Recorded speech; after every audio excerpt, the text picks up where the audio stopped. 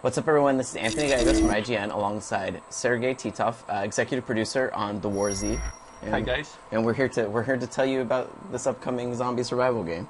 So, Sergey, what's kind of the elevator pitch for the WarZ? What is the high level concept behind it?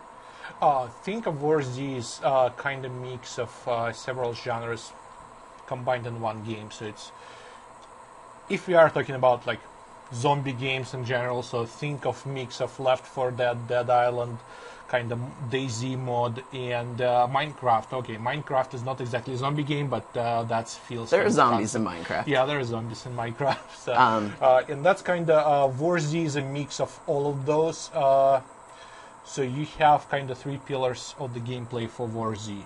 One is survival and world exploration, so where you get into the world and explore the world. Right, which is what we're kind of here. Yeah, this that's is basically what we are doing right now.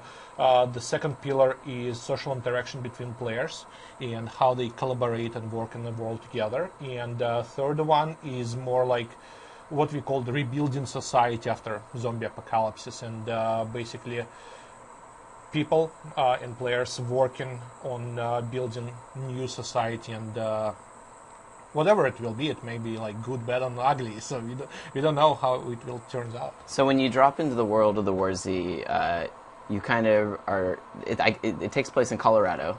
This first map that you guys are releasing with. It's we called it internally Colorado, but it's not like 100%. Exactly. Yeah, it's an interpretation. Yeah. It's a world, yeah. So that's our first map. We have more maps in the works, but that's first one.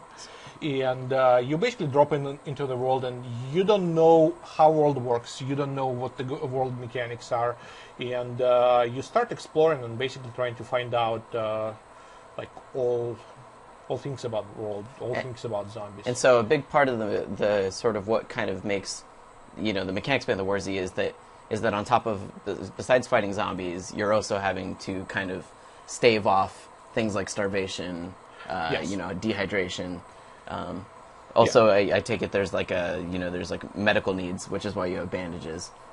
Yeah, painkillers, like those.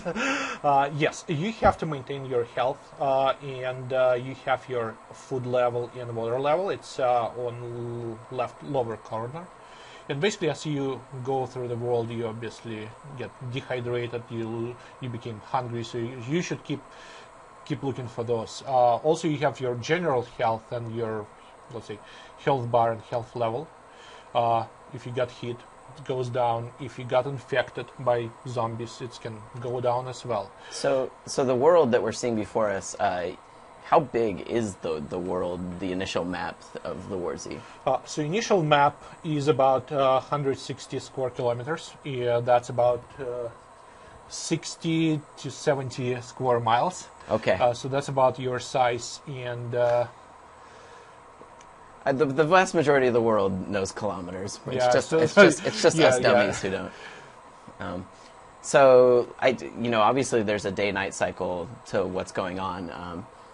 Yeah, right now, so we are kind of like it's dawn of new day, and our day-night cycle is around 4 to 5 hours of real world. So basically, if you play in the game for like 8 hours straight, you'll get like a couple days in the game. So where do the zombies in the game tend to spawn? Do they tend to spawn around like areas that are necessary, like for supplies, or like how do you encourage players to engage with zombies?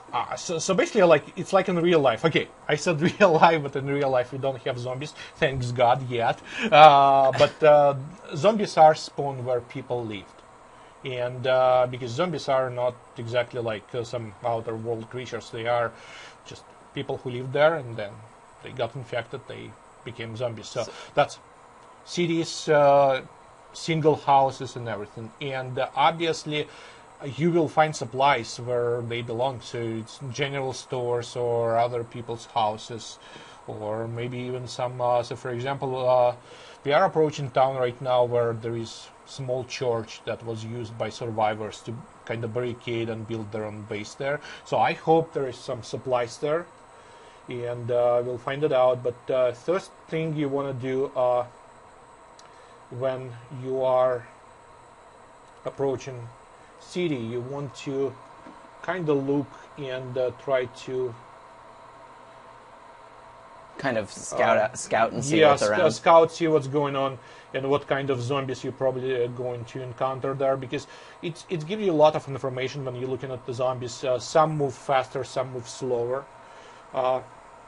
some just stand still, and by observing how many faster or slower moving zombies there, you can kind of like say, okay, is it a dangerous place for me to go or not? Sure. I think this place, okay, we'll see how it goes. There's a lot of them down there. Yeah. and so the zombies, as far as how they detect you, that's what's up on the upper right-hand corner of the screen. Yes. So you guys take account of sight and sound, and but I think I remember hearing that it's sound that is the primary way to detect you. It's mostly sound, because zombies probably like their vision is degraded. Sure. So they can see very well, and smell is only working for about like 20 feet away. So it's mostly will be sound. And okay, so I can't go like that. I need to put silencer, and I need some better stuff. You're a pretty well-equipped zombie survivor. Yes, I am developer, so it's like only way for me to go right now, like almost all guns blazing and like into the city, because under normal condition players will probably won't be able to find well-equipped gun like sure, that. The type of player that would have the kind of equipment that you have, this is someone that's put in a lot of time and done a lot of exploring and done really well for themselves. It's a lot of time, like really a lot, because weapons are rare, ammo is even more rare, and attachments for weapons are really, really, really rare. But players will all start with a flashlight, right? Which they can use as a rudimentary weapon if they have to. Yes, flashlight is actually quite usable melee weapon. So I'll try to, let me show you. I'll try to get closer to that dude from behind. Oh.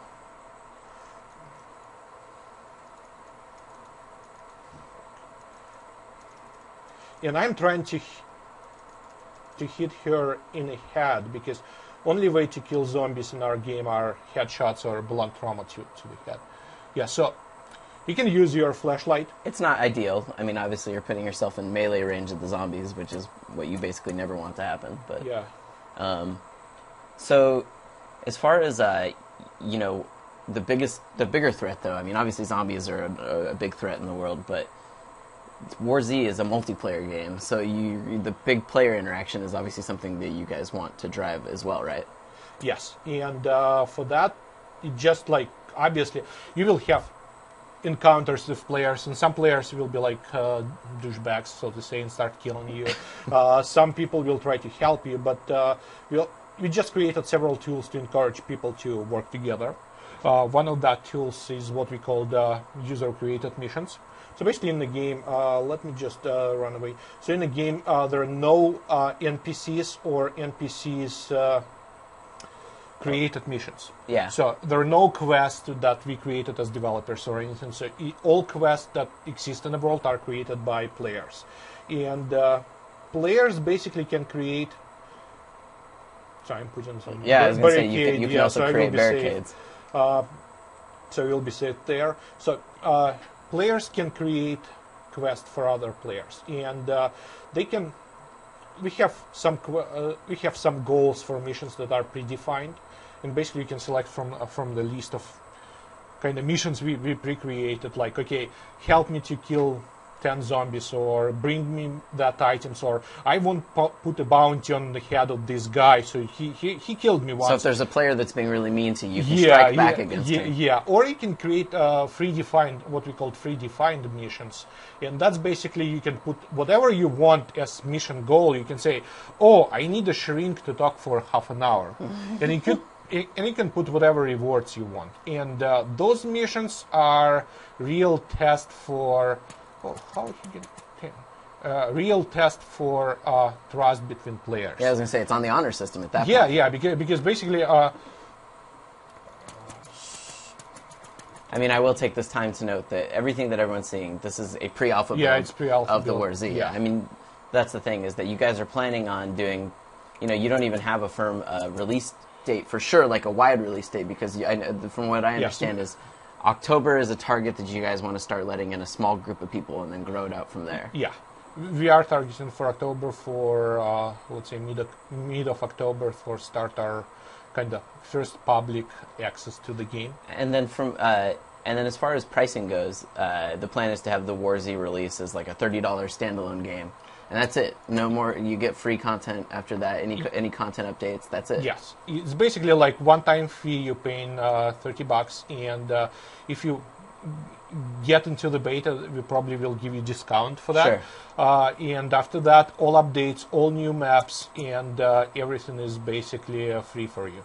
So you don't have to spend a cent on playing the game. Though you guys do support the game or have plans to support the game to some degree through optional microtransactions as well. Yes, you basically can spend the money to buy one of the kind of 3 in-game currencies, and you can spend cash to buy that. But from what I understand, everything is acquirable in the world. Yes. So basically, think about that like this way: you can go into the world and find the items.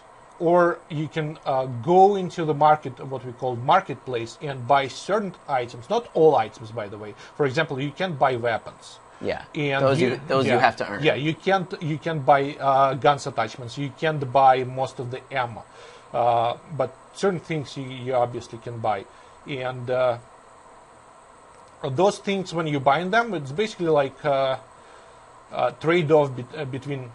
Do I want to go and spend 1 hour, half an hour trying to find this item? Or do I want to just spend 50 cents, 70 cents and buy this item in a store? Sure. And also, I remember one thing that I heard you tell me before that sounded cool is that the in-game quests that players can assign, they can do that for the currency money as well, correct? So they can, you can do the in-game currency, you can do the transaction currency. Like, it's up to the players. Yeah, to set the bounty. It's completely up to the players. We kind of saying, okay, there is sort of a game economy in a game, like just economy in a game. We have gold as universal currency. Sure. We have dollars, which are kind of like. There is huge inflation, obviously, so you need lots of them. But at the same time, we don't enforce that on players. So we're saying, okay, that's common denominators in the game, but you can use whatever you want to pay for stuff in the game. What about as far as the like light RPG elements that you guys are doing in the games, like being able to? Because I know that one of the things that kind of sets us apart from its competition is that. Unless you're playing on hardcore mode, your character doesn't necessarily permanently die, and that's important because the character that you're working on, they will level up as they kill zombies, and then they can use the experience they gain to kind of augment their natural abilities, right? Yeah, it's not exactly a level up. It's more like gaining experience, and you can spend those experience points on training. And basically, we call it skill tree, but it's effectively not the skill tree as you got used, for example, in World of Warcraft or any other RPGs. There is no superhuman powers or anything, so you can't. Sure, you're not going to cast a fireball. Not just that. You can just learn the skill plus 10 to damage of your weapon. But skills are more like natural training. Like, for example, we have physical training tree that lets you carry more weight. And, or maybe sprint longer. You can see the sprint longer. Or for gun proficiency training that let you reload slightly faster. But at the end, guy with hatchet can kill guy who maxed out on skill trees with just a couple blows in the head. He can still take his stuff. Yeah, it's not creating superhuman or any huge advantage when fighting other players. So, but when you die on normal mode, what are the ways that you guys are experimenting with as far as making death meaningful? When they get to respawn. Oh, couple things. It's number one. It's basically biggest thing is when you die in normal mode, your character became locked out for a certain period of time, and right now we kind of experimenting between 1 day or 2 days in real world. So you won't be able just to play this character for that period of time. Sure. You still have 5 slots, Sure. so you can create 5 characters. But again, if you like this guy, if he's experienced enough, You could always delete a character too and make room for a new one, but Yeah. you lose the skills, Yeah, the exactly. experience that you've gained. plus you lose like all of your perks, like leaderboard position and everything. So after the initial release, that you guys are doing in October with a limited release, what are the things that you guys kind of want to work on that you like, where you see WarZ like evolving towards? We I know you have to equip things. Don't worry. Probably next biggest thing that is already kind of in the testing, but we will release it shortly after first public release, is what like kind of mode. I wouldn't call it even mode, it's more like a feature. We don't have formal name for it, but we called it for now Stronghold or My Worlds. And that's basically ability for you to create your own small instant world on different, much smaller maps. So it's not this one huge map, it's much smaller maps that are around like 4 square kilometers in size. And those maps ranges from wide variety of environments, like starting of like simple things like cabin in the woods or a single house farm, and up to the small town. And what you do in those worlds are completely different. It's like it's up to you what you do in that. It's like we don't enforce whatever why you need that, and that's good thing to create really cool emergent gameplay. As I explained before, we had like guys who sent us email and said, "Oh, can you get alpha access account for my wife?" And we asked like, "Why?" And he's like, "Oh yeah, I'm playing Farmville in WarZ." And we're like, "What do you mean you're playing Farmville?" She's like, "Yeah, my wife, huge Farmville player. She's playing Farmville 2, and I'm playing Farmville 2 right now." And I try to recreate that experience in WarZ. So we have item. It basically looks like a crate that allows you to grow vegetables. So you need to pour water and everything. So guy is literally build a big farm. So basically you can use these smaller worlds as kind of sanctuaries away from the public areas, and kind of to a limited degree do what you want with it. Exactly. And use it as like a storehouse for all your gear. And, exactly. So outside of that though, I know that you guys created this big open world, and you can have, I know you guys are trying to sort it between like 70 and 100 players to a server, but then you're also going to have the option for players to rent their own servers and kind of run their own private worlds if they want, if they just want to play with their friends, for instance. Yes, for example, you can rent, as I said, smaller worlds, or you can just create your own server, same way you do in any other game like Battlefield or any other, like Daisy, for example, too. Yeah. But unlike most of those services, you don't need to create your own. So basically, you don't need to go to services like game servers or i3D or something and create account, enter your credit card, create a server, configure that. We have server rental interface built into the game. So from the game menu, you will be able to rent as many servers as you want. So it's a lot more user friendly. Yeah, it's much more easier for user.